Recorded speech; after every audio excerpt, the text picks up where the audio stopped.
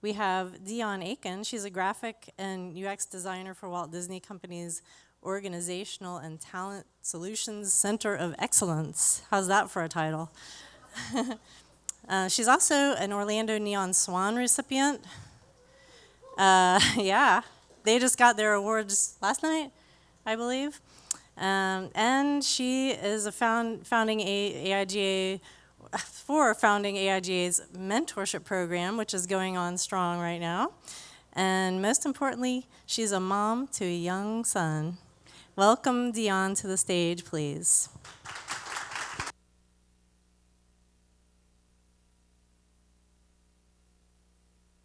Guess so. That was a fancy intro. Thank you. Um, yeah.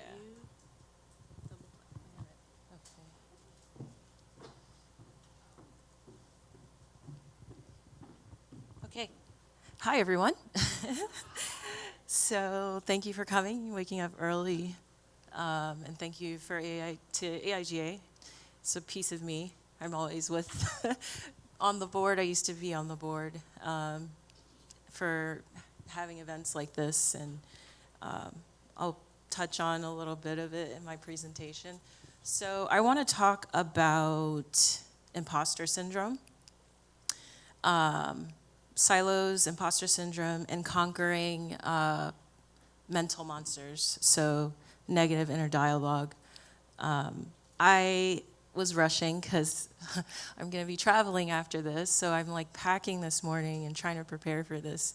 What I wanted to bring was they're just small square craft mirrors that don't have a frame. And how many people have heard of a true mirror or know what a true mirror is? So a true mirror is non-reversed image. So every morning we wake up, we look in the mirror. We're not really seeing the, I guess, non-inverted version. We're looking at a backwards version of ourselves. And that's our reality, right?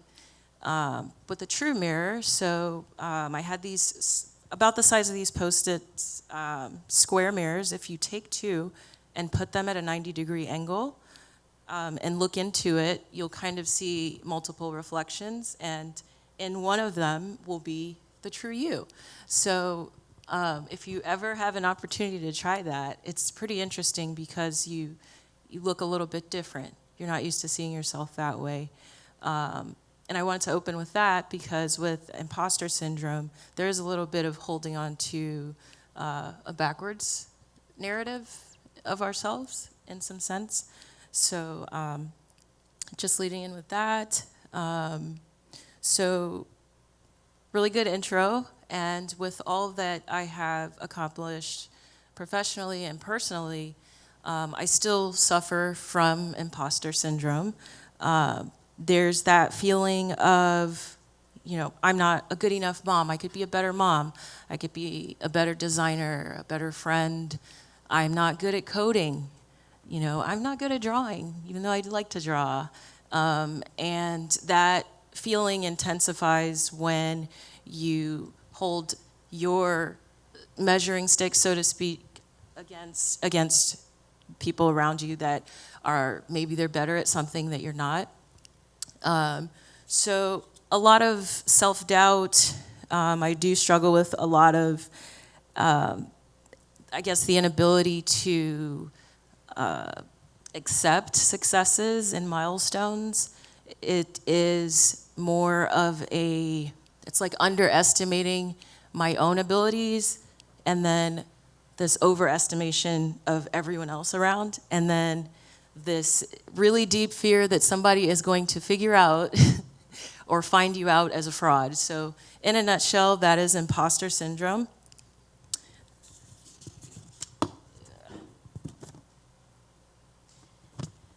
So yes, I was a Neon Swan recipient. And that was an event that was in Lake Nona at the Guidewell Innovation Core Center.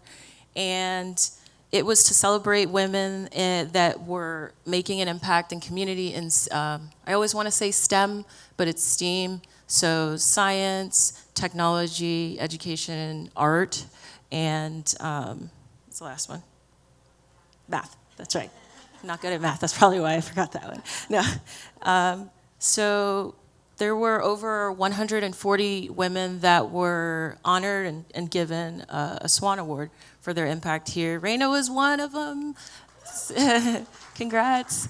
And I'm listening to this really impressive lineup of women and what they do, from like software engineers to business owners and motivational speakers. And I just, the imposter syndrome starts to kick in, like, why am I here? I don't know what I did to be, earn the right to be among all these women. And then Erica Jacobs, who coordinated the event, she starts talking about there's a woman in the community that has led the way in the space of mentorship for creatives. And I was inspired by how she was able to lead with dignity. And I was like, that person sounds great. And then she calls me up and I'm like, whoa. So I want to show you. This is what I looked like up there, and I really could have used Naomi's help because I was nervous. I feel like my whole body locked up.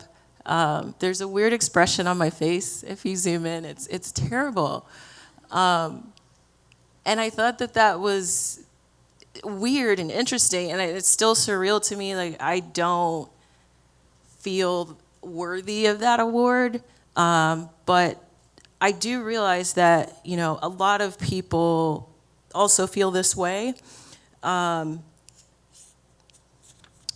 see. It got worse when she gave me the mic. I don't even remember what I said, honestly. Probably a lot of rambling. And I still get nervous speaking, even though I used to teach here at Full Sail as well. So I've taught before. I've had to present and things like that. So it just never leaves. So I want to get into, how do we defeat or kind of combat this syndrome? And, imposter syndrome, I don't like the term syndrome because then that alludes to like a defect, but if we kind of normalize it, and realize that, it's just in our minds that we feel isolated in this experience, but it's something that kind of everyone goes through. So kind of normalizing it is one thing, but I also see it as what I call an opportunity alarm, which is kind of interesting. So an opportunity to invert your thinking or to turn the situation around. So whatever you have this imposter syndrome about, how can you invert it or turn it around? So just kind of keeping that in mind as I go through the presentation. So the first method that I kind of want to talk about is reframing your inner dialogue. So all day, and sometimes unconsciously, we have this internal dialogue where we might be telling ourselves these negative statements or, statements that are a byproduct of the imposter syndrome that we are experiencing.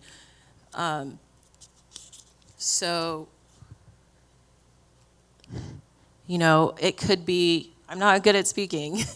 I'm not good at drawing. I'm not good at coding, and then, that will intensify depending on if other people around you are good at these things, right? So the reason why I say that it is an opportunity signal is because if we can invert this and reframe this conversation in our minds, we want to reframe it in a way that it kind of becomes a springboard for progressive action towards it.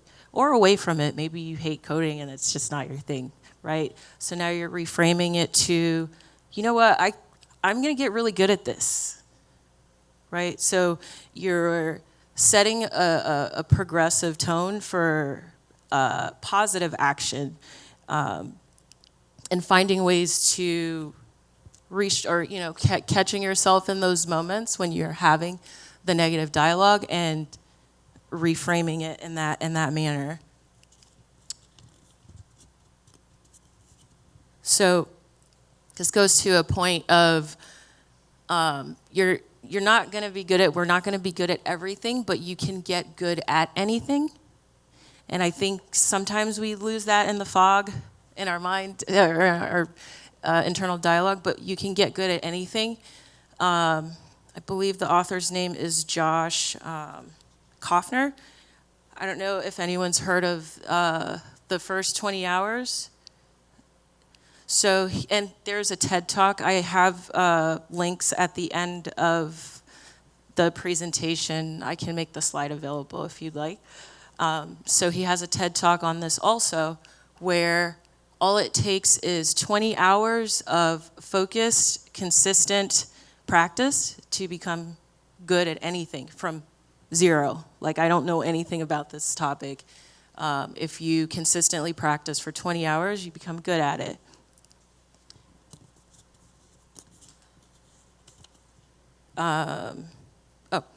So I do want to share that I ran into a former classmate of mine earlier this year, and New Year, New Year's resolutions, new me, goals and things like that. So what we did was we started what we called a 2020, what did we call it? A 2020 vision focus group. So what we wanted to do was, it was based on Josh Kaufner's concept of, you can get good at anything with 20 hours. So what we wanted to do is pick one goal for the year, anything. It could be, I want to get better at a particular skill, or it could be for personal growth, what have you. You pick a goal and you dedicate 20 hours. That could be 20 hours a week. It could be 20 hours every 2 weeks. So whatever your goal is, you're applying 20 hours, and we hold each other accountable to the time, those time increments per day that you're dedicating and that you're working towards that. So we started this small group meeting up, and it's kind of like a check-in, but also it's to hash out friction points of, okay, I didn't accomplish, sorry.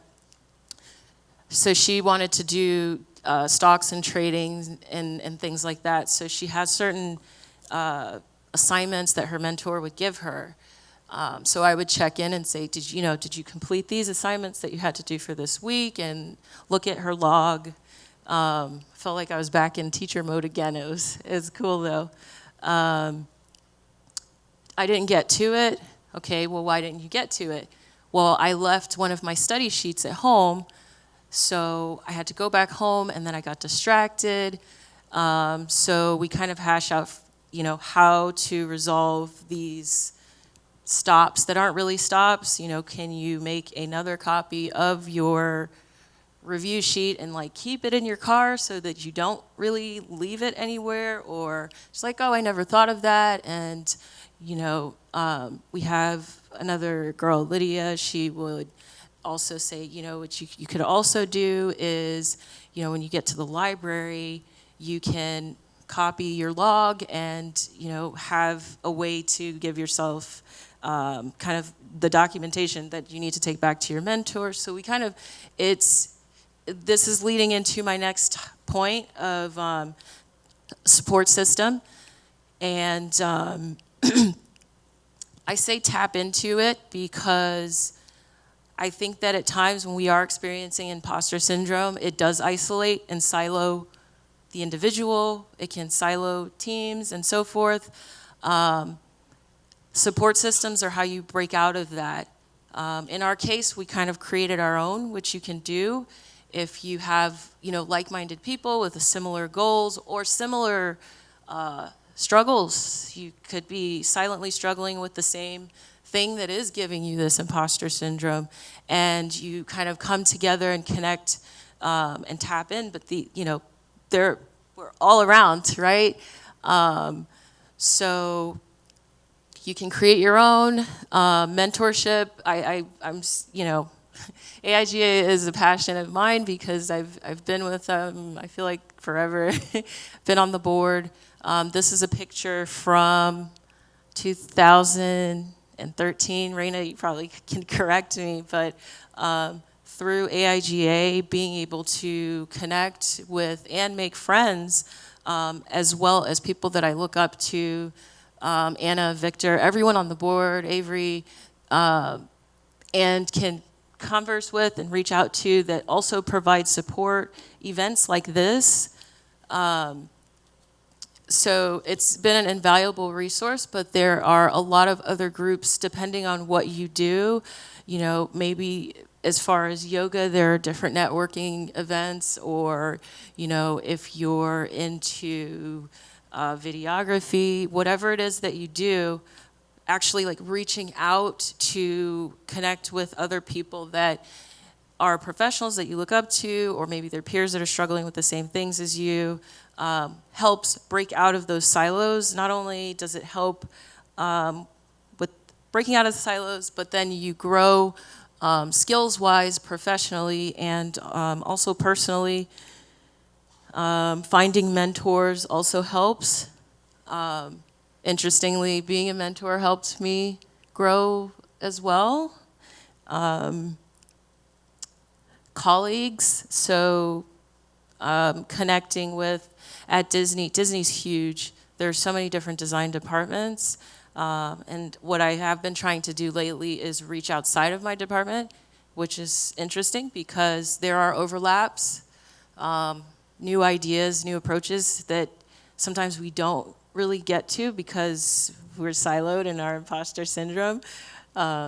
Everybody's kind of protective in this weird way. But there are some unique and unexpected things that can happen too when you reach out, classmates. So that was the second point, was the support system. So the third one is kind of interesting. Be an alchemist. So I think I went off script a little, but that's okay.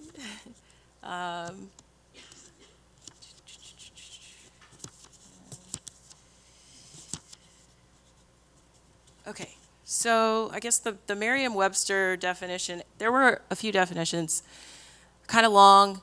So alchemy kind of derived from this I guess, chemistry, medieval chemical science, where the whole point is trying to turn these base metals into gold. So you're kind of transforming something very basic into something more valuable, right? There was a shorter definition that was, an alchemist is someone who transforms things for the better. And I thought that was really a lot more concise way to sum it up. So I'll give an example. It's a funny one. It's an embarrassing one for me anyway, but I told myself I would be vulnerable today and share. So around the holidays, my boss was like, hey, let's do a gingerbread team builder where you can pick any artist that you would like, and we're gonna all get our own kits, and we are going to build these gingerbread houses together in a room, but you can do it, themed or in the style of your favorite artist. And I was like, oh, this is cool and awesome. And I got all excited, and I was like, oh, I'm gonna do this like Andy Warhol thing, and it's gonna be interesting, and I'm creative, I can do this, right? Okay, brace yourselves. You won't be able to unsee this. So this is what it looked like, guys. Basically a hot mess. Why was I so embarrassed? Because everyone else on my team made a really awesome house. I guess I didn't let the icing set. I cut the bag hole was too big, so like all the icing was going everywhere. I showed my son, he laughed at me because even he can build one that looks somewhat put together and identifiable as something. The roof collapsed because I couldn't make up my mind on how I wanted to tile it. And it was just horrible, right? So it was embarrassing. I don't know, like you can't really turn this around, but I made this work. So, sorry, can't unsee that. So I'll come back to that. So at work, we had this plush sloth, and we named him Lag. So Lag is a play on productivity. He's like a productivity pun, and trying to get going in the morning, always getting into just getting into stuff. So with this, it kind of died off because Lag got kidnapped. I have no idea where he is, honestly. But I want to find him because like this is a good idea, and it was, catching on. There were many layers to this that were really cool. Number one, when you're an in-house designer in the corporate world, it is a little challenging to work on projects that are outside of the box. A lot of times your constraints are, set, you have some freedom, but you don't really have this crazy creative. So I tend to try to come up with random things that allow me to funnel my creativity in other ways. So this was interesting. I was able to pull involve our team and what could we make him get into today. He was trying to get into the donut box at one point, but he took so long that a lot of them were gone. He never really got there. The coffee machine was broken one morning, so he was broken that morning. Brought him to the holiday party, but he made it there too late when they were cleaning up. And so I was like, you know what? I'm just gonna make it look like Lag did this house. And, totally messed it up. And so I posted it, and then I got a couple of comments on it. I just made it look like he look at Lag, he's just getting into mischief again. I also did this really weird illustration of him and made a card that on the front it says wait for it, and then it's loading but never really loads, and gave that out to all my coworkers and everyone for just a Christmas card, and I wrote just a personal message to everybody. So that example is so strange to me because a lot of good things kind of were around it and came out of it, and I could have just, I don't know, internalized it all and not tried to incorporate this catastrophe into something. But I wanted to use that as a good example of alchemy and challenge everyone to really try to think of situations, maybe it's something that you thought would come out a good way that you failed at. How can you turn this basic metal into gold, a golden opportunity for you? And not only that, but how can it also open up possibilities and position you in a way to build progressive action? So I'll sum up that, imposter syndrome is something that it's normal. We all experience it. It does, you can get into a silo. There are ways to break out of that by reframing your inner dialogue, tapping into your support systems, and being an alchemist, so that instead of feeling like an imposter, that you'll have limitless thinking and you'll see that you are the possibilities. And thank you. That's my presentation. And I do have links to some really good videos. I also cited the book, First 20 Hours. It's also on Audible. I listen to a lot of audiobooks that help me through life and imposter syndrome. So, but yeah, reach out, stay in touch, and that's it. Thank you, guys.